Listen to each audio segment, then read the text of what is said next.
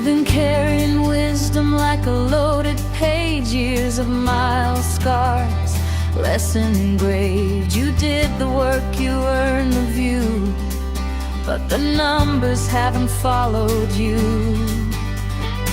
You've got stories worth more than likes, vision sharper than a million mics. It's not about grinding louder now, it's time to change the how. You don't need another hustle plan, you need a signal people understand. Build a brand that works as hard as you, let your truth turn into revenue.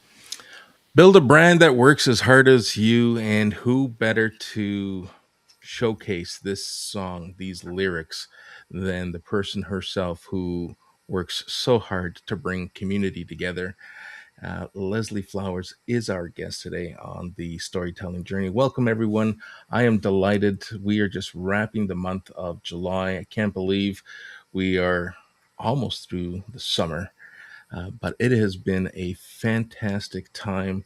I've been enjoying each and every one of these episodes, planning, promoting, having these live discussions, and more importantly, repurposing the stories and the narratives that we share. It's an absolute pleasure to be able to bring these conversations and meet people where they prefer to consume their content. Now, Jay, you are the master of storytelling. You bring a fascinating perspective that I respect so much. But I'm going to say that today, Leslie's going to kind of just take all the respect, suck it right out of me because she deserves it. She does a fabulous job. Welcome to the show. I'll let both of you introduce yourselves, and then we're going to dive into the storytelling journey. All right. I'll let the guests speak. Go ahead, Leslie. Hi, everybody. So glad to be here. For those of you who don't know me, my name is Leslie Flowers, and I am very fascinated by thought mechanics, metacognition, building leadership, character, and integrity, and applying principles and laws that have worked ever since we've been recording history to live a life of wealth, health, and happiness. And so I was very happy to hear from you to come and be on your show, which I check in on as often as possible. And I run 2 lives, Monday, 11 a.m. Eastern, Mind Over Matter Mondays, where we bring in different personal, professional, and leadership development teachers. And Friday, 11 a.m. Eastern, I have an ongoing series all about Think and Grow Rich. So thank you again. Yeah, we're going to dive into both those shows in just a moment. Don't want you to answer all the questions in the first 5 minutes, because then we're going to have a lot of airtime to fill in. Okay. Jay, go. So I'm Jay Fazwa, storytelling strategist, and I'm from the island of Guam. You know, one of the things that I've realized over the course of trying to help others tell their story is, you know, your past, your history, your genetics, all those things play into your story. And so now I'm actually talking more about where I'm from, the island I grew up on. And so it's part of who I am, but it also helps others realize how they can tell their story as well, where they come from, their insights, their history, and even sometimes their genetics if they want to, right? So these are the things that I delve into. One of the things I learned in all of this is when helping others, I went back to my time on the island, and there's one thing that you do on an island, right? When you're visiting, and that's going into the water. And everybody keeps talking about, hey, you know, you got to put the oxygen mask on first when you're on a plane. And, you know, if it's going south and it's not going to be a really good flight. Well, I've really looked at that and said, what about being a scuba buddy? a scuba buddy, when you're down in the depths, you share your oxygen. It's the only way you can breach the surface without losing your breath and then, of course, passing out. So these are the things that I'm exploring with people, and it really goes back into how we share stories with others. So I'm really excited to hear more from Leslie today. Well, I want to take a moment before Leslie does what she does best, and that's acknowledge those who are listening. So let's take a moment now to welcome, Jackie, who was first on scene. Welcome, Jackie, Mary. We have Nick, Meryl, and Chrissy. Welcome all of you. And as the show goes on, uh, I may not do as well of a job acknowledging everyone live, but those who engage, they know that I'm in the comments, and any questions that went unanswered, I will find the resources, the time to engage in it and find a response. So, Leslie, Mhm. you are fabulous at that. Do you have any tips before I jump into my first question? How do you manage that, juggling and acknowledging everyone while keeping your train of thought and your focus on the conversation and the subject matter that you speak of? So about the acknowledgement, Yeah. your audio is just a little muffled for me. So I'm listening very carefully and closely so I don't miss any of your words. So the acknowledgement. Um, well, that is actually the first and most important thing, is to acknowledge each person that attends the room. And it depends on how many there are, but it's really how they show up for me, who they are for me. When I think of them, that's what I share. And it's a practice of mine to look for the good in each person because I know that it's always there and I'm not always perfect at it. But it's so easy to acknowledge these people that Jackie is another person who does this brilliantly. And so I've adjusted the time on my Monday show and I pushed it out a little bit so as not to leave out the acknowledgement. The reason is because many of us are alone and we can go days without anybody saying anything kind to us. At least on Mondays, I see you and you are seen. And I find that to be very important to me, and I think also to the people who attend. Fabulous. Thank All you. right. So here's the question that I wanted to kick things off. Okay. You spent years helping people achieve extraordinary goals. Now, before we get started, what's something about Leslie Flowers that your LinkedIn profile does not tell us? Oh my gosh. Okay. Well, in the 1960s, I was a fashion model for James Grimet Modeling and was invited to the opening of Francis Ford Coppola's American Zoetrope, his opening of that business on Harrison Street in San Francisco, and I attended. There you have it, folks. You heard it here first. I also weighed 117 pounds, right? Yeah, So, well, I weighed 9 pounds at one point many years ago. It was all downhill from there. Jay, why don't we throw it over to the storytelling master? Anything we don't know that you'd like to share? Is there anything that you can compliment Leslie's story on? I don't think I can beat that. That's pretty good. That's pretty good. No, I think uh, one thing you may not know about me is I actually um, participated in a play at the University of Guam. And this play was really important to me because it spoke about World War II on Guam and being in a concentration camp. And I did not know the extent of really the trauma that was inflicted upon my elders and ancestors. What was interesting about this was after the play had ended, the name of the person I was playing, the character, somehow somebody was able to determine who the actual person was. And it turns out he was my uncle.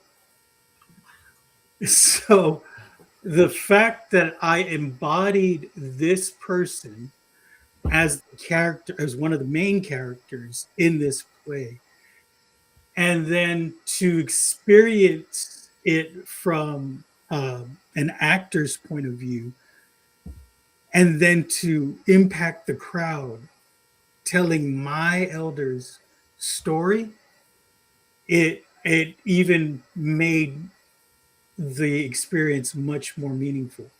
So yeah, that's one of the things that you may not know about me. Fascinating. That is beautiful. That you can now not only be part of the history, be part of the story, but to now take that narrative and own it and share it is fabulous. And Mhm. that connection, the stories, and how that connects you to not only your heritage but to your lineage, that's beautiful. That is absolutely beautiful. So Nick suggests that Jay's wife should be singing on stage. So this isn't the first time I've heard this, but it's a great segue to the question that I had queued up, because Leslie, you are known for breaking out into song at the beginning of some of your shows. Yeah, yeah. Now, if your life had a theme song right now, what would that song be? I left my heart in San Francisco. You loved San Francisco. I There, did.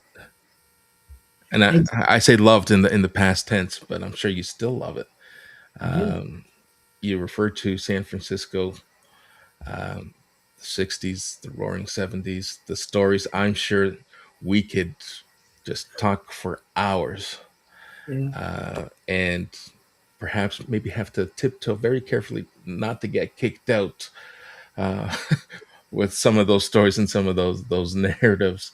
But I haven't made my way down to San Francisco. I got family out in the West Coast in California, and Oh, have yet to make it out there. Right yeah. now, I'm on, as I had shared earlier, I'm on a travel ban, and it's not a boycott, but a ban. I'm not allowed in for the time being, but that's a story for another day. Let's bring up another comment here. Al shares he loves this, how real stories can shift the way we see ourselves. Every time someone shares theirs, it reminds me of how much change starts with the honest moments. And a great comment. Thank you, Al. And LinkedIn today, for those who are following what's trending, everyone's talking about this new feature, this new button on how we can report and we can be the sheriffs of our own domain, and we can click, hey, this looks and feels like AI slop. Click, I no longer want to see this kind of stuff in my feed. But that's where live streaming just changes all that. There's Yeah. no there's no slop here. There's real people having conversations in real time, sharing our stories, sharing our lived experiences, and sharing our narratives. And yes, this will be put into words, and someone may decide that it feels like slop, but this was a real conversation, continues to be real information, social proof of what took place when I later take this and write down the wonderful takeaways, the lessons learned, and the calls to action for those who read this story want to connect with those of us here. Hmm.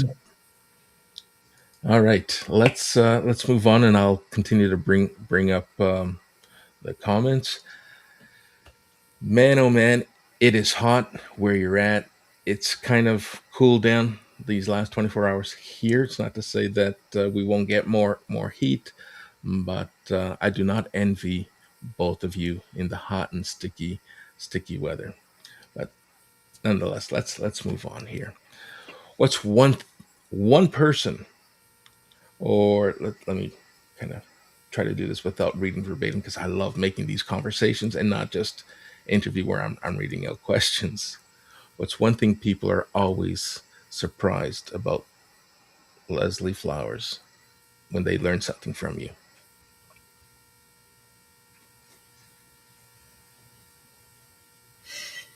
In many cases, they already knew it.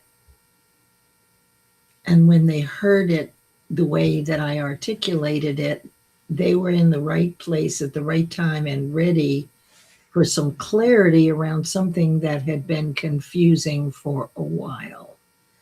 Because one of the things that that I do well, excuse me, is to articulate complex concepts in very simple terms. And I know that for myself, if I'm confused about something, I usually will not take any action at all. But once I'm clear about what it is, then I'll take action. So that's probably the one thing, is that they had already heard it, but they didn't quite get it yet. Jay, how often does that happen in storytelling, where people are listening and it's like they're nodding their heads, hey, this is resonating. And often I think what you just said, Leslie, and if I were to interpret it as I understand it, we get inside our own heads and we get overwhelmed, and you simply take what's right in front of them and just lower their barriers so that they can see what's been staring them right in the face all along. But it takes years to be able to do this. I mean, I work with people on their lives as example for Mind Over Matter Monday, and what are they going to be teaching? And people come in at different levels. Some are new, some have never done this before, and they're just starting a brand new topic. Some are very well seasoned. But the idea is for me to understand the very basics. And as we're growing in awareness and we're learning, when we hear similar explanations for the same concept, that could be the day when the clarity shows up. So we don't get these concepts right away. I mean, think about mathematics in school, right? When we did division, and when we got into algebra and geometry, I never got it the first go round. Did you? No. I mean, I had to hear it over and over and over again. And at some point along the way, I guess I was ready to be clear.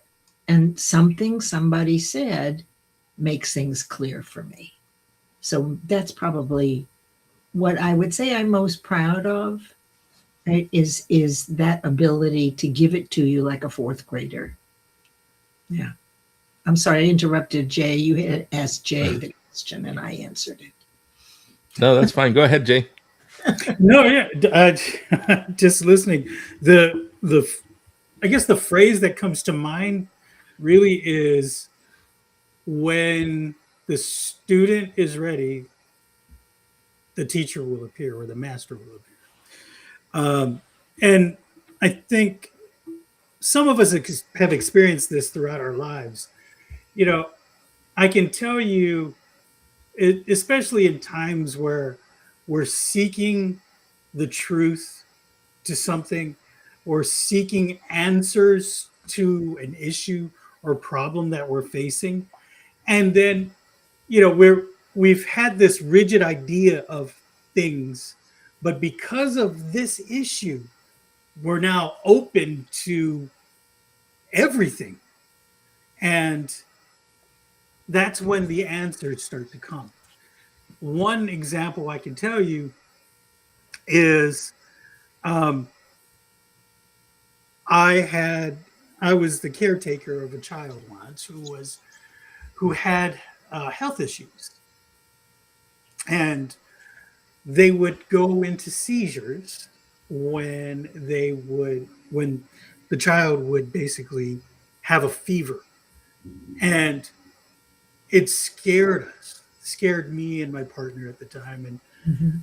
and well, I didn't know what to do.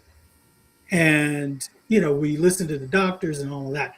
Long story short, a friend of mine handed me a King James Bible. Okay, I'm not going to get religious. I'm just going to tell you what happened. Just bear with me. But he handed me a King James Bible, and there's thous and arts and all those things. And I was never good at Old English ever. Um, Shakespeare was really lost on me. Anyway, I'm sitting there and I'm like, I was ready. I was looking for an answer. This child had not slept good in 2 days because every time they went into a fever, we would have to basically sponge bath. And it was, and obviously it's uncomfortable. It was a hard experience for me and my partner at the time. And I picked up that Bible and I read the very first thing, the very, very, very first thing. And the first thing that came out was the the story that said there was a father who was looking for Jesus. And he was so distraught because his son needed his healing. He wanted his son to be healed. And you know what this son was afflicted with? Seizures. And I started bawling like a baby. I fell to my knees and I said, "Oh my," and I went, my girlfriend at the time, I woke her up and I said, "God just spoke to me." And of course, she looked at me like, "What? What's wrong with you? Let me get back to sleep. You're delirious." She was really upset, but I was like, "I'm sorry, I'm sorry." But was I ready for that?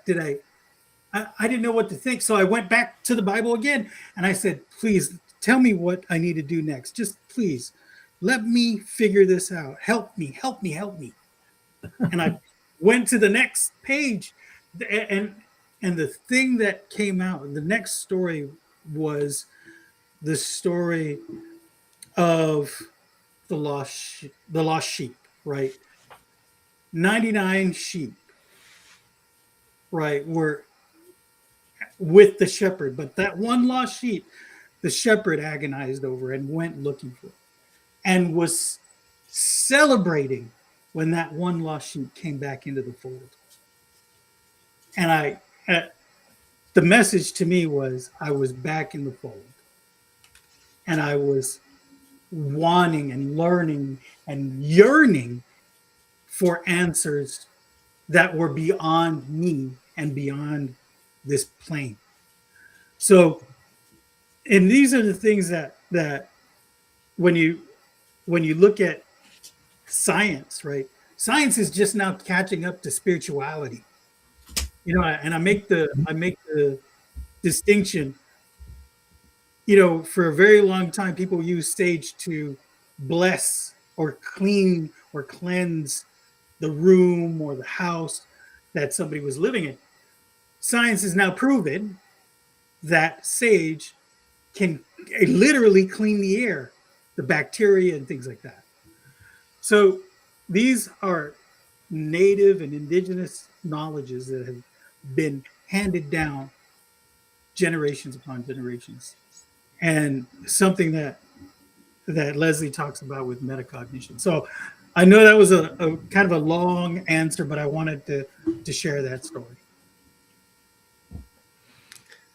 And thank you for sharing that. You said you weren't going to make it religious, and it was okay if you did.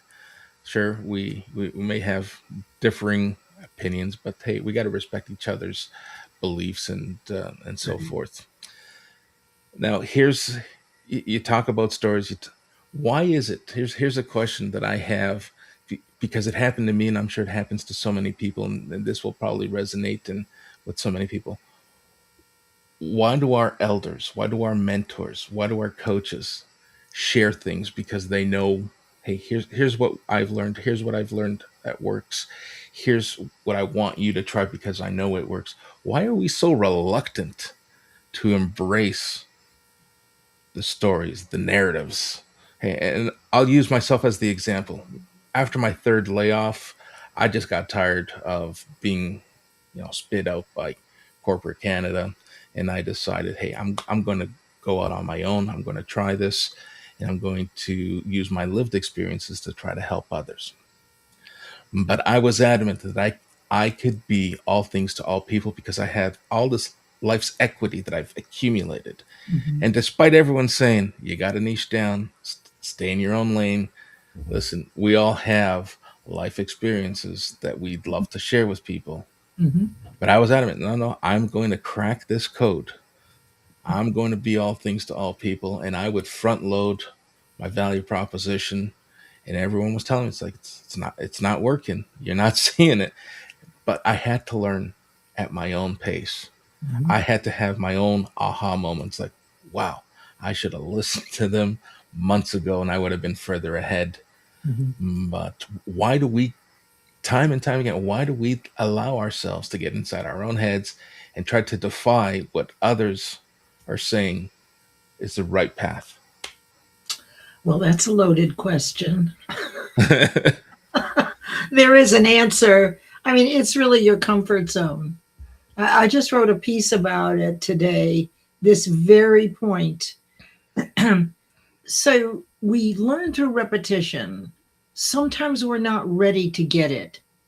Jay, you were ready to get it. Consider that if you'd never done that play, to this day, you may never have made the connection.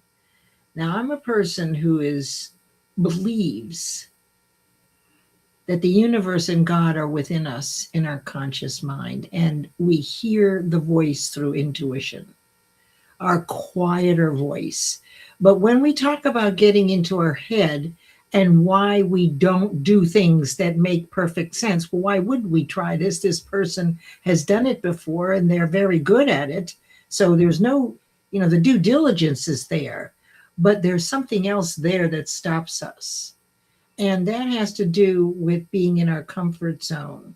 So we're either growing or we're disintegrating based on universal law. In other words, there's no static where you're stuck in one mindset.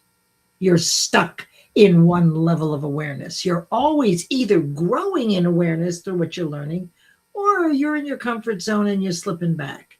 It's forward or back. And hopefully you want to grow more than the slipping back. But the complexity is there, which is through the repetition that we were talking about and how we learn. When we have a fearful experience, whether it's around being humiliated, not having enough money, someone leaving us for someone else, getting really sick, getting old, or dying. So when we have an experience, and we've all been humiliated as children, right? We've all heard from our parents, we can't afford it until this, we can't afford it until that. So through repetition, by default, what's happened is you've built perfect faith in these fears. Now you only have the experience once. So that would be the logical question. Well, Leslie, that isn't repetition. That only happened one time. So why does it stop me? Because you can't be in faith, like step out on faith and be worried about if you're going to get hurt at the same time. What you want has to be stronger than your memory of the fear. So the reason that we have perfect faith in our fears is because every time we're faced with a similar situation, we resurrect the full visual image along with your cellular vibration. Your cells in your body have a frequency. And when you're thinking really, really positively, when you think of it, when you can, when you're looking for the good in people, you're maintaining a certain level of vibration. But when you resurrect the fearful things, Jay, when you think again about the horrific hurricane and the storm, tornado that you made it through, you begin to feel it. And so that is the problem. It's a very low vibration. So every time you think about this bad experience, you got up on stage and you were humiliated. Well, I'm never getting up on stage and speaking, right? That's the number one fear. So the internal battle is through, without realizing it by default, we have literally resurrected our fears repeatedly over time, year after year, decade after decade. And it further deepens your neural pathway. It further deepens which is stronger, fear, your fear of stepping out and doing something, or your faith in your ability and deservability.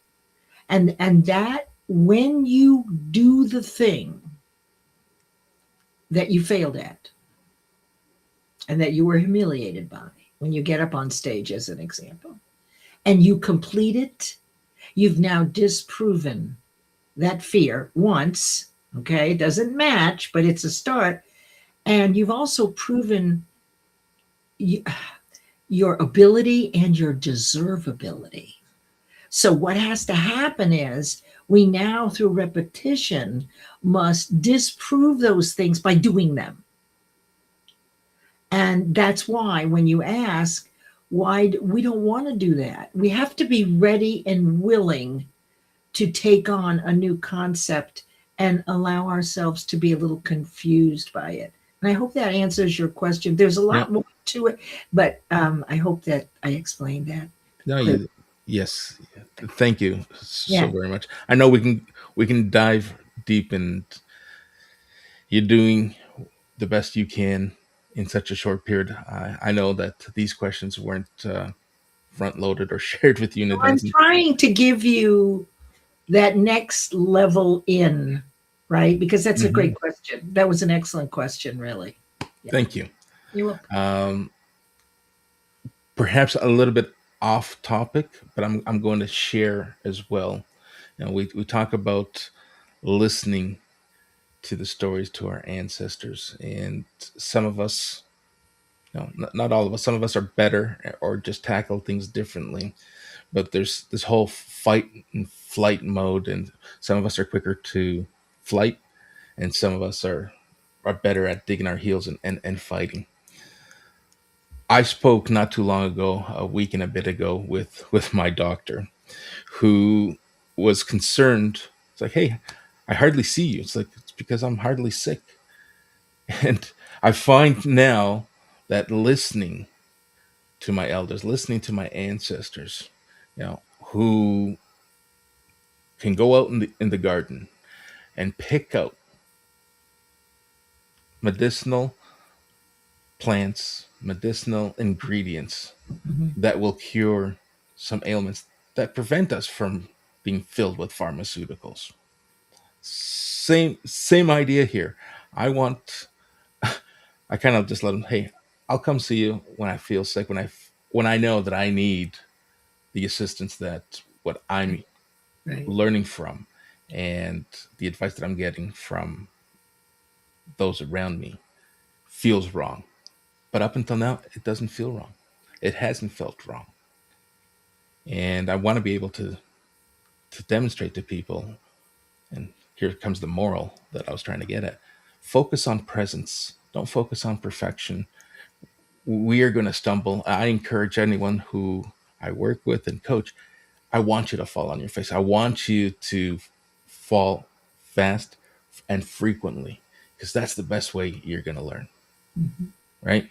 And I wish I had done more of it at the appropriate times. But hey, life's journey is about continuous learning, Yes, right? If you absolutely. dwell on, well, I should have, and well, what's the point now? What's the point in starting now if I haven't done it? There's always a point. There's always a reason to never give up on yourself, and take the failures and the neglect or the reluctance from the past, and take that and use that as a lesson within a lesson, and just move forward. Let me answer this for Dr. Tanya's. Oh, wait, I was going to answer Dr. Tanya's Let me bring it question. back up. Yeah, why do we go going back? It's automatic. It's default. You have no control over it. You see, your subconscious is not thinking. It is only reacting to your what you believe. And that's why fears, right? Because you've thought about it so many times, you basically, it's an automatic reaction. You don't even have to think about it. If somebody says that you're afraid to speak on stage and you're shy that way, the minute, because you've been humiliated, likely, right? There's something that stopped you from getting up on stage, some sort of incident. So every time you bring it up, it reminds you that you failed, that you were laughed at, that you were embarrassed and you were humiliated. Well, just think about that. You do this anytime an idea comes up that is going to trigger one of your fears. And so basically, you have a battle between the non-thinking reactive mind and your higher side, the one we're using right now. And so these kinds of conversations are exercising our intellectual capacity, just like a muscle that grows in direct proportion to its use. While we've had fears that we've resurrected automatically through repetition, that has us have perfect faith in them, right? I hear people say, well, those fears aren't real, but they were. And the magic of the human mind is that thinking is an activity, whereas brain is an organ. And so there's a lot of research about what happens in your cells when you're feeling good and when you're not feeling so good, to answer that question. Thank you for letting me do that. You're welcome. Jay, you're itching to say something. Oh, you know it. Yes. Stomping at the bit. Oh my gosh. So, one of the people I studied early on, after the incident with the tornado, was Dr. Joe Dispenza. And he talks about metacognition, talks about, you know, quantum physics and things like that, right? And epigenetics. The bottom line is this, and it's been philosophical in the past, but again, science is now proving these things to be true. When you think about the trauma that is afflicting you, your body doesn't know whether it's then or now because you're thinking about it. That's right. That's So absolutely right. when you think about the thing, whatever it is, the trauma that you experience, your body then goes, is it happening now? Oh, it's probably happening now. And so you're pushed back in that state. Now your conscious mind may not be understanding what's happening, but your body is totally into it. It's like, okay, this is what's happening. And when you look at some of the things that happen to people who suffer from PTSD, they are the trauma has long since passed, but that trauma continues to live in your cells. Absolutely. And when you bring it to mind, your body goes, oh man, I don't want to go there again. Oh, I don't want to feel like that. Oh, that was a horrible experience. So this whole notion of in the past where, oh, you got to think positive, right? And people poo-pooed that. They're like, no, you got to face reality. Well, you create that reality. That's right. That's the thing. And Leslie speaks about this all the time. So if you're creating that reality, then think positive, because then your reality will become positive. And the easiest example of that, again, I've spoken about this before. When you think about that red car, because you want to buy that red car, Mhm. what happens next?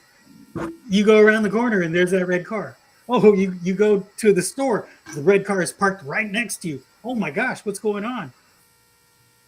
That's you now, not just being in tune with your body, but being in tune with your environment, the universe. But go ahead, Well, Leslie. You're the expert. I wanted to tell you that there's something else here too, that you're bringing up, and then we should look at what Felipe. Well, Felipe had brought up ego. Ego is part of the fears, right? That's the fear of criticism. What will people think of me? Right? I'm going to look bad. Let me keep my mouth shut. I've been humiliated before. So ego is giving you bad information.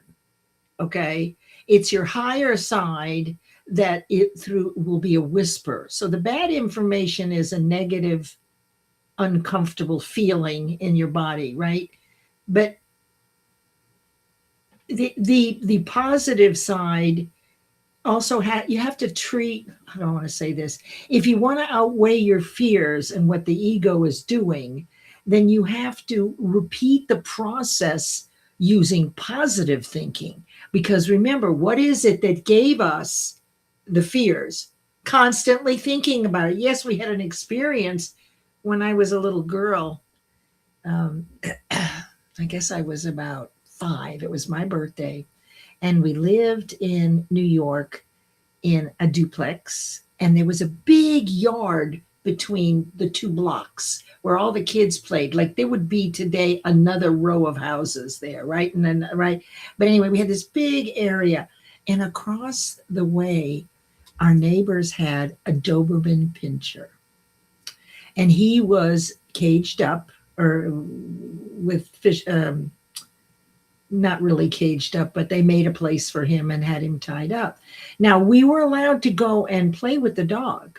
And the rule was all the kids in the neighborhood, you cannot run up to this dog. So, German Shepherds and Doberman Pinschers have very poor eyesight. So that's why German Shepherds run after the cars and so forth. Their vision is poor.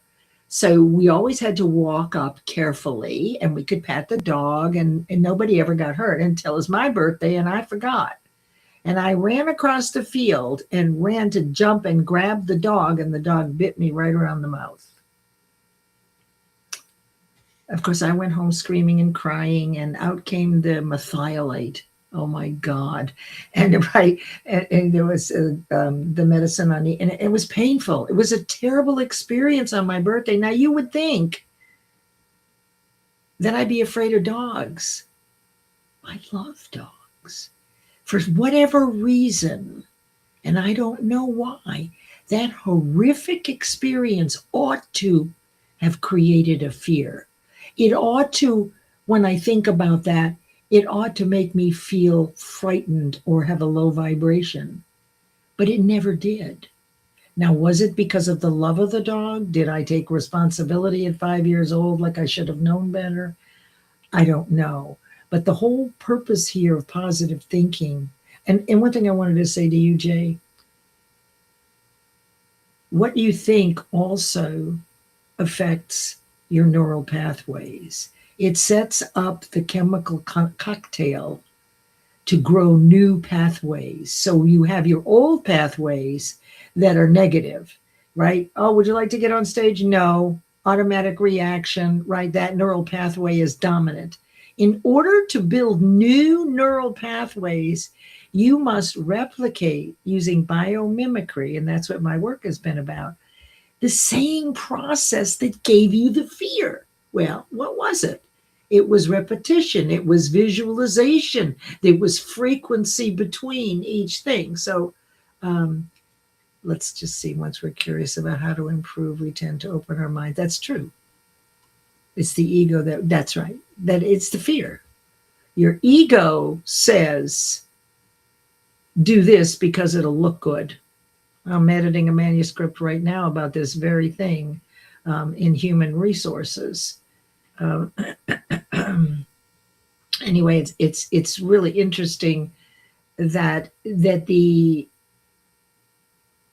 there are several different views and ways to handle things, and that's really the metacognitive part. That's really the part when I speak to a group of people, my content doesn't change. Only the examples are reshaped. So if I'm speaking and teaching doctors, physicians, or plumbers, the content is the same. What isn't the same is that my ability on the fly to take the example that I use, no matter the group, and make it be about doctors, something that will resonate with the doctors, right? So you're speaking into the listening of your audience, so your examples match their world. But it once you do this enough, and most people who speak can do this too, then when you're in with a women's group with a tea party, it's the same stuff, but now you're going to bring in flowers and a lovely example of something, right, that happened with a mother and daughter, so that you get the point across. That is where we're going. We want to go to the place where we develop faith in our ability to do what we decide we're going to do, because we've disproven the things we failed at. The issue is that you have to do this consistently and repeatedly over time to build the faith strong enough to outweigh or counterweigh the fear, which actually moves that faith into the subconscious, and it then becomes automatic. So instead of having a negative automatic reaction, it is possible to have a positive one. The end. So love the conversation. We're talking, and I'm hearing and I'm listening about positive reinforcement to move forward, take us to a place that removes us from the fears, from the anxieties. How about on the other side of this pendulum? How about the conversation around letting go? Now, Jay, go ahead. Yeah, let me share something with you. So, if I think some of us have been in this situation, right, where we've been in poor relationships, bad relationships, right, and then we're out of that relationship, and we're wondering to ourselves, man, can I just get somebody in my life who's at least decent to me? And what do? You move from a poor relationship into seeking, going out there, going on dates, going on all these things. And every date you're going on, it sucks. It's a bad date. Something happens. She's calling somebody, making it a fake call because she doesn't want to be with you. Anyway. That's your ego, right? but what happens then is you get so frustrated, you stop looking, you stop dating, people stop swiping these days anyway, right? And then lo and behold, you're at the coffee shop and there's this woman who needs sugar, and you just happen to be the last guy with the last pack of sugar. Here you go. And a conversation starts and boom, you're on a date. This is the thing. I'm oversimplifying this. I probably am, but no. That's what it is. So Leslie, go ahead. Well, you let it go. Speaking of letting it go, there are no coincidences. Just because we don't know yet how something works doesn't mean it's not working. Right? So this is what happens when you begin to realize that you have control over your thoughts. When you understand how the mind works, that it is the source of everything. What you believe and have perfect faith in will match your results. if that's why part of it is that you keep dating the same person because you're simply carrying the baggage from before with you, right? I remember when I first dated after my 33-year marriage broke up and some time went by, the first guy that I went out with looked just like my ex-husband. Right, the guy that I picked looked like him because that was part of my life. So I did not date for a long time because, and anytime I could see myself being gravitating towards someone like him that looked like him, right? But that was simply a habit, and you can change that. One of the things when you're going to look on it for a date, you're actually carrying around all the crap with you. You're actually putting your past in the future. So you keep picking the same person, right? And so there's a lot of work to do there, right? There's a lot of work for us to do there, particularly if we keep dating the same people. But anyway, this is Well, since we're on the whole dating metaphor and example, oh gosh. uh, what happens? And I'm saying what happens as if no one's going to know that this is my life story. When you're judging and you've met the right person, you've let your ego get past you, but you're constantly judging. Will I get burnt? Will right? And you keep reliving your past. Like I don't know. I'm at this threshold and I can't fear. cross it. That's the fear of loss of love. It happened before, so it will happen again, right? And then we resurrect when it happened before. So there are 6 of these fears. You know, the criticism one, big. Poverty is another one. There is abundance out there. But our experiences, what do we hear over and over again? We can't do this until the taxes are paid. We've got to get your brother his shoes. So it through default thinking, we have faith in the fact that there isn't enough money for us.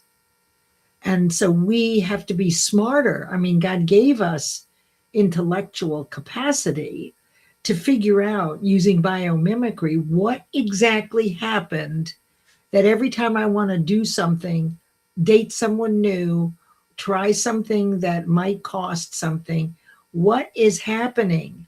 And then you simply disprove it by doing it anyway. You have to have one of our intellectual faculties, there are 6, and I want to add empathy as number 7. But these mental muscles are perception, the ability to understand that all views are relative. Everybody's right and everybody's wrong. As far as the judging goes, here's what I'll tell you about that. We look for in others the things we like or dislike about ourselves. So if you're judging someone else, you're worried about being judged. You have been judged. You're looking for that in other people. And that's why I look for something great about each person, because I don't go to the natural default is there's something wrong here. I go to the place of what is right here, but I had to teach myself to do that. So I hope that answers your question about why we do that. Yeah. Jay, come off mute. There you are. So really, when you look at this, so I was just going over the different states, right? And Leslie can talk more about this, but like your brain has these different states. One of them is theta, right? This is the point where it's a low vibration, but you're willing to accept things. So the way that works is you have to be open. And part of this, if we just put all the the, I guess, things aside and just talk about it like this. When you're ready to receive the information and you're willing to let go of all the things that have hurt you, you're going to be able to move forward with whatever it is that you decide you want to move forward with. And that's it. It's again, it's simple, but what for me, here's the conversation I think that we've been having. I used to be a kid. When I was, and I said this before, when I was 12, I said, I'm going to be on TV, right? Age 19, I was on TV. See, I said I was going to go abroad to represent my culture by sharing stories. Guess what happened? Right? These are the things that have, but I was younger, right? And then things happen. Things get in the way. Life's, right? And then you become jaded. So when we get older, the things that we used to do when we were younger physically, right? We have to work harder at, right? Instead of, just being able to eat whatever we want and not have to worry about gaining weight. Now we have to, get on the treadmill after every time we eat, right? So, but the same thing is true for us with emotions and our mental capacities, right? These things we have to sharpen over time as we get older because we become jaded as adults because of those negative experiences. The more, but again, the more we keep doing that, the more our body, and now we believe our mind is living in that past. And it's bad for us. It's unhealthy. And it's not just what Leslie was talking about, the consciousness, right?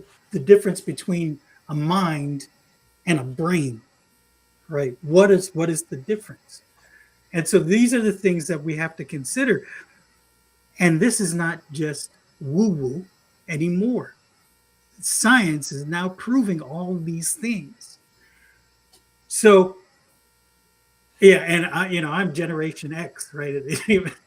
My parents, they come from a different generation too, and they're like, shut up, put up with it, don't cry, don't boo-hoo over all these things. You're getting too into your thoughts and your feelings and emotions. Go to work. Get a job. Get a real job. Get a real job. Yeah, that'll help, right? Go drink some more. Don't do that. But those are the things that we were told. That's what they were told. That's right. That's right. And I was going to let me tell you something really fun about what you said. You see, you began the birth of that dream when you were 10. And every time, or I think that was the age you said, and every time you visualize it, that visualization is the DNA of manifestation. So it can take decades. Now, when I was a little girl, we got our first TV when I was about 10. And I remember standing on the toilet seat, and our medicine chest had a mirror, right? Everybody's medicine chest had a mirror, and you opened it up and it had all the metal shelves. And I was on TV. Well, this is how you comb your hair. And I pretended that I was on TV. Well, I'm on TV right now. So the manifestation is working and the visualization all the time, whether you're aware of it or not. You don't always achieve what you want until the universe thinks you're ready for it, until you've learned enough to enjoy it. It's like starting a business, right? You start a business, you get to 50,000. You learn everything to get to 50,000. Now you're going to move up and you're going to increase to six figures. There's a lot of challenges and solutions and learning to do, and then you get to the six figures. This is where, as this happens this way, you are able to enjoy the benefits. Yet you have the person who wins the lottery, who has not learned to go through these tiers and learn, so that when you get up to six figures and seven figures, you're enjoying the hell out of yourself because you've learned what it is to manage this business. You're a vibrational match to that much money. Those people who win the lottery typically end up worse than they are. They don't know how to manage it. So it's very stressful. This is why a lot of times your big dreams take longer than maybe you would like, because the universe and God wants you to succeed. So whatever you're thinking the most is what, and the way you're feeling about it, your cellular vibration, the universe says, oh, that's what he wants. Oh, he told me again, that's what he wants. He wants to be on TV. He dreams about being on TV. And every time you do that, you raise your cellular vibration. And that frequency is how the universe knows what to give you. So right now, whatever you have, your paycheck, your car, your relationship, your community, your religion, all of that, it matches what you believe. All right, You so have- yeah, I want to pause there. Okay. Talking about matching what you believe. And if I go back to the conversation I had with my doctor a few weeks ago, Oh, yeah. I no longer feel the need because, okay, I don't have that 9 to 5 job with the pressures that was so bad for my health. I was frequently visiting the doctor and I was being prescribed pharmaceuticals for hypertension, for stress, for this, for that. Now all of a sudden I get laid off multiple times. I learned to let go and pivot and move forward. My doctor is now saying, "Hey, I don't see you as often. What's going on?" I don't have any need. I'm trying to recondition my thinking. Positive reinforcement. I'm trying to do all the things that will keep me from coming to visit you. And you And it don't have to do it.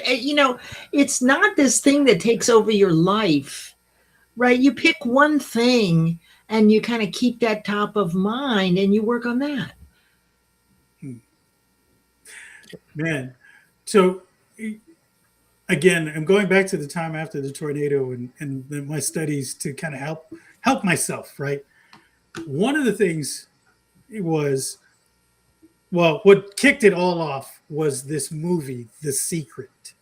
Oh, And that starts it off for a lot of folks, right? A lot of people have gone back to it and watched it multiple times. But now, okay, so The Secret is the law of like manifestation, right? That's what secret is the law of attraction, which is a subset of the law of vibration, which is one of six universal laws. Seven Right. universal laws. But what has happened, and there's a paradigm shift. It's not just that. Now people are thinking, what? So letting go, being in the positive state, that's all great, but there's another layer behind that or above that, and that's the law of assumption. Feeling in the state of what's to come as though it were real, and that then brings to you that thing, the red car. Now, instead of just seeing it, the law of assumption says, oh, wait a minute, I just got a bonus. Now I have a down payment for it. Now I can go to the dealership and go get that red car. So people have graduated from the law of attraction to the law of assumption. Well, What? the law of assumption you're talking about is one of the 12 laws of achievement. I don't know where that came from, but I do know that that's when I began this journey in about 2006 and set up a meetup group called the Secret Society. And that's how I connected with Bob Proctor from watching The Secret, reaching out and calling in late 2007, right, to find out what this was. And I was down there training in 2008. So the problem with The Secret was that people say, well, it doesn't work, right? It works for some people and it doesn't, but it's only a subset of the 7 universal laws. And one of the, when you're visualizing, you always visualize it as though it's already happened, that you already have it, because it allows you to use your 5 senses to get excited and raise your vibration when you're thinking about that.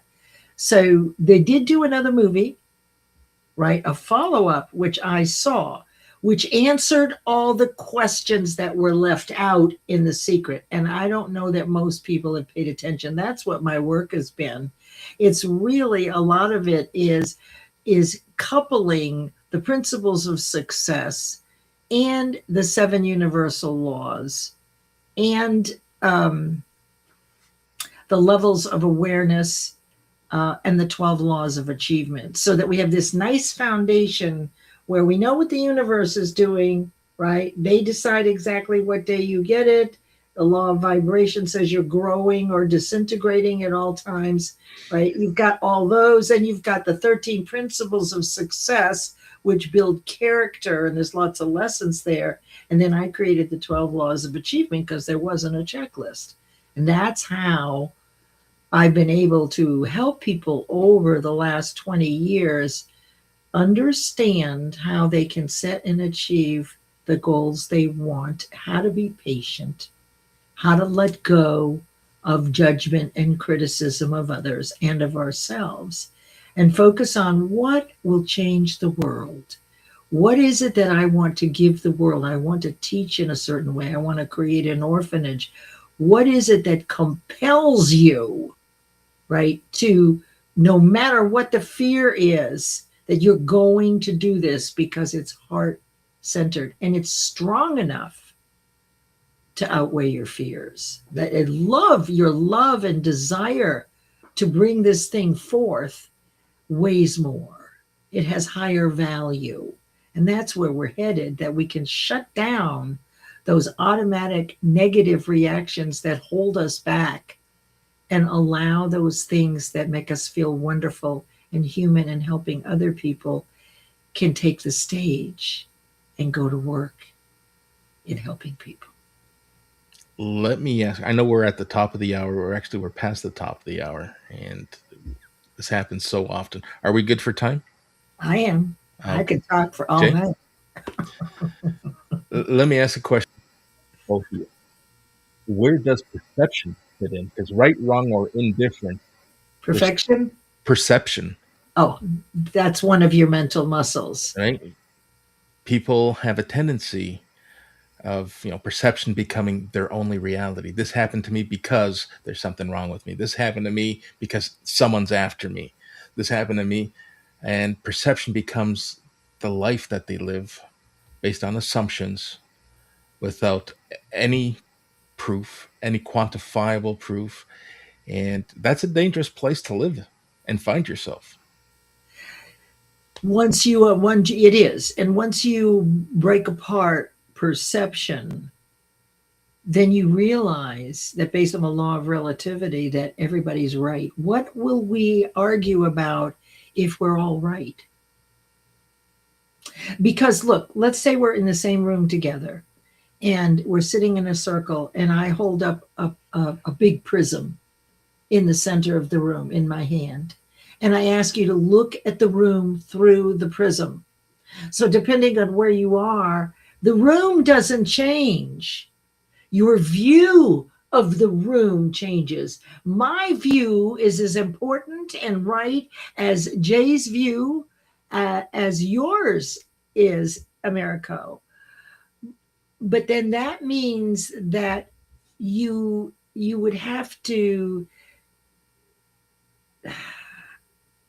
in order to, that's something that it takes a while to realize, not to go with, I'm right and you're wrong, but tell me why that's so for you. To be curious about, well, that sounds very different than what I know. Tell me more about that. That's where I am now. But there was a time in my life, well, no, you're wrong. It's like when my granddaughter was 16, I remember her saying, Nana, you're wrong about this. I know exactly right. And I know, of course, I know I'm older than her. But it used to frustrate me. How can she be so sure at 16 that her point of view is 100% correct? And then one day it came to me. I kept asking the question because I knew that she was wrong, because I have more experience than her. But there was no, changing her. And then I realized one day, based on her references, her resources, and her experiences, she is right. She only has a certain amount of knowledge. And based on what she has, her perception, her view is 100% accurate for her. But mine is accurate for me, but I have a lot more information, right? So I was able to let go of that frustration with her. Like, come on, Nana knows more. But then I realized that we're all right. So what do we talk about, Americo? If we're not busy making other people right or wrong, what in the world are we going to talk about? I mean, we're doing this now, but in general, people are arguing about who's right and who's wrong. The other thing about perception is it's always changing. Mm-hmm. It's never the same. You learn one tiny bit of information and your perception changes. So why would you argue at this point in presence right now that you're right and someone else is wrong, when you walk out of the room, your perception is going to change? And that is a paradox to me. Let me put another piece of this out there. So, have you ever wondered why schmucks get the money, get the girl, get the whatever, right? The universe doesn't really care about that, because it is perception. It is that thing that people look at and judge. We were talking about judging earlier. But if you're constantly in a state of positivity, right, these things can help you move forward and bring you into alignment with the things that you want, right? So you could be a schmuck, still get millions of dollars, because your mind and now your beliefs are in alignment. Okay. So full circle. Sorry. Yeah. Full circle moment with you, my friend. This is the beauty of these dialogues. Okay. So when you were attending my classes and I used the word obsession instead of desire, do you remember that? So I was using the goal, the purpose. You're actually obsessed with. Jay's view of obsession, it was upsetting to him. And he kept pushing back and sent me a note. And I realized that word has a trigger to it, right? For you. It doesn't for me, but it did for you. So what was coming up for you was something that didn't feel aligned. So you needed a new word. And I stopped using the word obsession because of you. So let me just say to you, don't use the word schmuck until you know exactly what it means. I know. I'm sorry. What's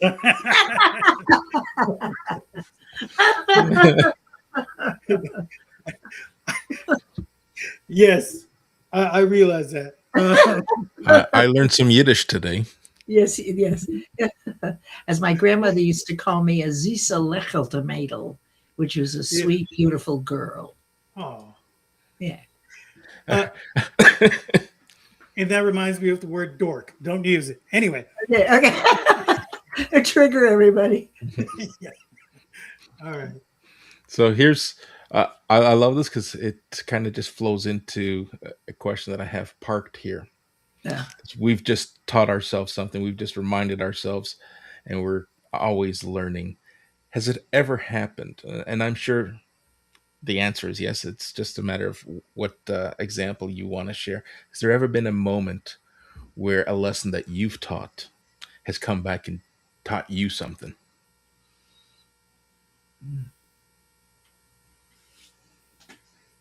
For me, it's all the time. I'm trying to remember back. Okay, so what I teach this work, and I have to go back to when I first got into it. When I actually saw The Secret, set up this meetup group, got an errant email back then in 2007. It's a no to open an email. Oh, and it had a link in it, and I opened it anyway. That's where I ended up on Bob Proctor's site. Now, I have already been doing all this work in other arenas, done landmark education, some quantum physics, metaphysics, so I wasn't new to the game. And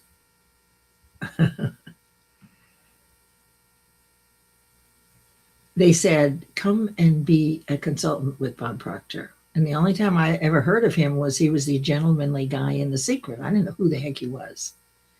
So I knew that this is where I wanted to go next. You'll do this. You'll do a mastermind on Think and Grow Rich. You'll come to West Palm Beach. You're going to meet with people all over the world. You become a coach, a business consultant. You work directly with Bob Proctor. You know, all the good things, right? I knew this was it.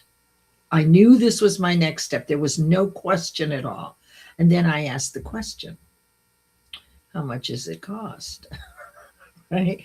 And she said $16,000. And I said, great, I'll be there. Now you should know I was making $2,500 a month. I had $500 in an Edward Jones account and did not really have, I mean, she might as well have said $160,000. 16,000 was impossible. I didn't know anybody who would loan it to me. If it was 5,000, maybe. But remember, this is 2007. I'm making $2,500 a month as a secretary. I'm having a good time. And I said, I will be there. And they said, watch for this. And it's coming, and get 8 people together. You're going to do a mastermind. Then you're going to come down here next March and be trained. I said, great, send me the stuff.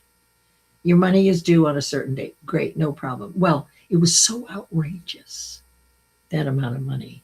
And I wanted to do it more than anything else. I was so clear that I stopped thinking about the poverty part. I couldn't, because I knew I didn't have the money. So there was no point in focusing on how in the hell was I going to get $16,000. Instead, I focused on getting the mastermind together. They sent me the information. And there was 6 months between this phone call and the training. 4 months in, my ex calls me up. Leslie, we just sold some stock, which I didn't know about in the company, and I'm sending you your share. I said, great, how much? He said, $20,000. You can't chase it to your point. You can't chase it. Now, if it had been $5,000, I would have spent some thought energy there. But it was really a blessing that it was so much. It was just out of the question. So all of my energy stayed mentally focused on this mastermind that I was going to do. What were they going to send me? Who were the 8 people I'm going to get? Right? And I was only 1 page ahead of everybody. I had no idea what I was doing. So that's where all my thoughts were. That is one of the things that I teach, that I can tell you that you can create abundance based on the way you're thinking. The way I did it may not have been the ideal way, but it was the way that allowed me, to your point, Americo, to let the worry about the money go. I had no choice there because it was not possible. And that's where, right, that you don't know how you're going to achieve it. And it isn't realistic. It was not realistic at all. for me to have that money. Then I get the call. That's the same kind of thing, Jay, when you got the part of your uncle. The universe, you don't know how it works all the time, but if God and the universe, if we assume that it is an omnipresent, energetic bundle of love that wants us to be successful, but will give us whatever it is matched by our frequency, then we want to learn how to manage our frequency. Oh man, it's good stuff. Here's it. My thing is, and I'll just call a spade a spade. I've been a dumbass about this thing because I keep to to Mirko's point. I keep pushing it off and not thinking that it's real, that this is something that I can achieve. It is possible. Absolutely. So I was there to witness the miracle with this child. Then I was a witness to the miracle, even before that, of me being able to get on TV, right? That was my goal as a child. There are so many things along the way, right? I've had struggles and then I've had blessings. But my dumb mind had focused only on the struggles and not on those blessings all along the way. So even when it came and slapped me in the face more than once, I didn't recognize it. The thing is, that's what we have to sharpen, is recognizing those blessings, those things that we have manifested for ourselves. Yes. So that we can continue to enjoy it over and over and over again. The repetition that Leslie keeps talking about. Yeah. My thing was, I got a house. Oh my gosh. And then I moved to a different place later on. Right. I've got a nice house now after the tornado. Great. Now I'm moving to another part of Alabama. I don't have a house. I'm living in an extended stay hotel that's a 1-bedroom, literally a 1-bedroom. We were losing our minds, my wife and I. And it got to the point where, like, well, what do we do next? I didn't even need to do that. I had to go back in my mind and look at the things and my heart at the blessings. Like, I had a 5-bedroom house. A 5-bedroom house, 3 baths after the tornado. I can't get this. I can't get us out of this 1-bedroom extended stay hotel. Come on. And Gratitude. Gratitude. Yes. Gratitude. Absolutely. That's what was missing. See, that's a really high vibration. So you refer to yourself as a dumbass. Don't do that anymore, please. Okay. Because you're not. I mean, that's the repetition. And you're telling us all that that's what you do. But I mean, I know you're not, but you see how our defaults, sometimes nurture. Like you said, we have to catch it. And so thank you for letting me share that with you, my friend. You're not a dumbass. Yeah. This is a fabulous conversation. I'm going to reel it in. Okay. I know I had promised that we were going to talk about your 2 shows you had shared, and I'll get you to share once again. But here's something that I know will open up into a little bit of dialogue, and then we'll look at wrapping things up. Okay. Pieces of advice that we get over the years. Sometimes we're reluctant to believe it, and sometimes we're shocked. Why didn't I embrace that sooner? Mm. So here's the question: advice that both of you, I'll let both of you answer this. Advice that both of you have been given that at first sounded completely wrong and obscure, and then you realize down the line, it's like, they were right. I'm usually right about everything, so and always have been. So I don't know. Um, ask it again in another way. Yep. Okay. I will ask it again. So, has there been a time where you were given a piece of advice that you just strongly felt opposed, that it wasn't right? Then only later to find out it's like, yeah, perhaps it was. And the best example, I know you talked about your granddaughter who was 16, Yeah. and the perception was, what does she know? She's only 16. So the best advice I've gotten that I refused, and I'm just now completing, let's say, this last 10 years, less is more. To say less, to be more succinct. At one time, I would have to tell you the whole damn story. Oh, everything the dog threw up in the shoe. And that's why I couldn't. And I tripped getting into the car. Right. And so, because I love, and I've majored in drama and I love expressing myself, I'm very self expressed. It's been one of the most difficult challenges to not only bring things down to a simple form, but to make myself stop talking once I've got the point out. So I think that is the advice. You talk too much, Leslie. Nobody wants to hear. Right.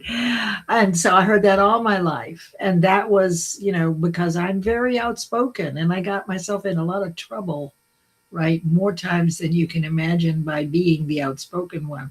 That's the one. And they were right. And I know that now. That's a great example. Thank I have a very similar story.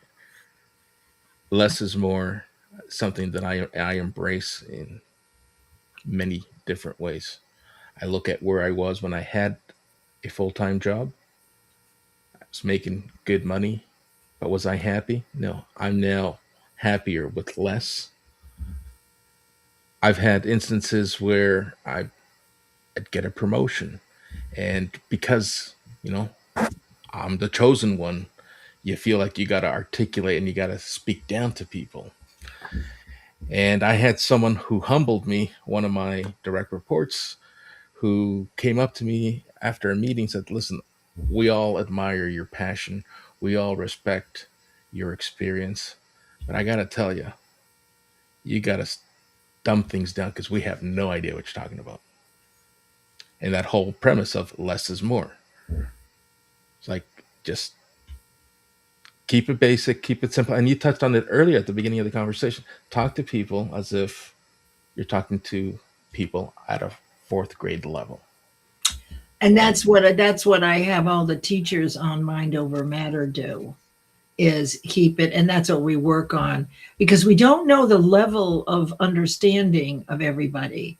So if we really want them to get the concept, oh gosh, we're getting really, I was just going to say, when I worked in an emerging enterprise, they had a big meeting with the engineers had meetings with the military and all different levels of military. And so when they talk with each other, you don't understand them because they're talking at this very high level. So one of the things I said, remember, you don't know who's in that room. And it could be someone that has an effect on your contract. And, they're part of the military. So don't get up on that level. Talk to them as though they know nothing about what you do. And that helped a lot. So, I took my own advice. Jay. Oh, so the advice that I was given and I just poo-pooed it, was the whole thing we're talking about was, and to go back to what I was saying about myself earlier, sometimes you have to call a spade, and I did, and so did so did Leslie. I didn't recognize the power that I had, right? And that is really what the advice was given to me a long time ago was you really don't know just how powerful you are or can be. Mhm. And you just have to look inside yourself to find that power and share it with the rest of the world so they too can become empowered. And I sat there like, what do you, what? And maybe I shouldn't have been drinking at the time either. But but but that's the thing was like, what are you talking about? I don't believe in that stuff. And yet I had it in me this whole time, and I kept manifesting it all along the way. Mhm. And that jadedness I talked about, that's what kept coming up instead of the blessings. Mm. So put yourself in that state where you're not jaded Mm. and then see the blessings that are right before you. Count them. Like Leslie was talking about gratitude. When you're in that state of gratitude, you can't help but feel blessed. That's You right. can't help but feel like there's a smile on my face right now. What's going on? Um, because it's true. You feel so much more better about what's happening around you and to you and for you. And I think that's really all that we've been discussing at this point was we do have these moments where we're blessed. Mhm. And if we just looked even deeper, we will see that those blessings far, far outweigh all the crap that we've experienced in our lives. Well said. Well, let me share. This has been a fabulous conversation, a masterclass. Yeah. It got heated, it got hot here for a second. There were moments where, we had to talk uh, Jay off the edge because he thought he was a dumbass and furthest thing from the truth. You're That's both stand up professionals, people that I respect highly, thank you. and it has been an absolute pleasure to have you share the stage with us. Thank you. I know you host two events of your own, but Mhm. Mhm. how else can people get a hold of you? I just play here on LinkedIn Monday and Friday, 11 a.m. Eastern. Just go to my page, you'll see the event. It's always positive and it's all about this work. I figure at the beginning of the week, we need to, I want to bring positivity into the week. And then on Friday, we're getting ready to go into the weekend, so we close it up. And You can just find me here on LinkedIn. I mean, that's the best way to reach me. I lead a pretty simple life, right? So I'd love to have you join me on Monday and Friday. Got some wonderful teachers that come in and share this kind of thing. But when I speak with them the week before they present, we make sure to bring the conversation to that lowest level so that we're sure that the people in the audience, if this is their moment to get clear, it could be that light bulb moment for them when they hear the similar circumstance or a similar explanation of a concept they've been grappling with from someone else. We just never know when it's going to happen or who will be the person that will unlock that clarity that we need to take action. Beautifully. Well said. Thank Thank you. you. Thank you. Jay, take us home. Well, for those of us who are Christian, you ever gone to church, sat there and listened to the pastor, and then look around like, is he talking? He's talking to me. This whole sermon's about me. Oh my gosh. Again, it goes back to when you're ready to hear the message, Mhm. you'll hear it and it'll be loud and clear. Mhm. Be receptive. Be receptive. Be in a state of gratitude and reception so that all of this can be for your benefit. We were talking about perception. The only perception that should matter is the one that will help you in this life. That matters because once you realize it helps you, you're going to want to help others. That was the message that was given to me. You know, you've heard it maybe in a different message. When you shine the light on yourself, you help shine the light on others. You bring to the table your gifts, and everybody is then able to benefit from it, right? We can all eat from this table. So, all the metaphors aside, stay in positivity, right? These are the things that really should be able to help you tell your story and share your story with the world. When you do that, that impact, the positivity that you bring is going to manifest itself and then grow. Leslie does it on her shows twice. Okay. Listen, watch, learn from her. She'll bring a lot of knowledge. Now, I want to just say that if you want to share your story, right, go to masterclass.ruleyourstory.com and there's a platform for you to help, right? To get help to tell your story. Or reach out to me on LinkedIn, just like Leslie. I play here all the time too. So make sure you reach out to me because I'd love to help you. This is how we help impact the world, right? Like I just said, by sharing our stories. Thank you guys for having me. Thank you. This has been a wonderful um, hour, almost 2 hours we were on, and I know we can go on for hours, and but let's be mindful and respectful of those who are with us, who have invested time to support us. We want to be able to let them go back to their families or their their life. So thank you everyone who has stuck around and been part of this conversation. As promised, I will jump in the comments and be sure to engage with anyone that I may have missed, questions that may have been missed.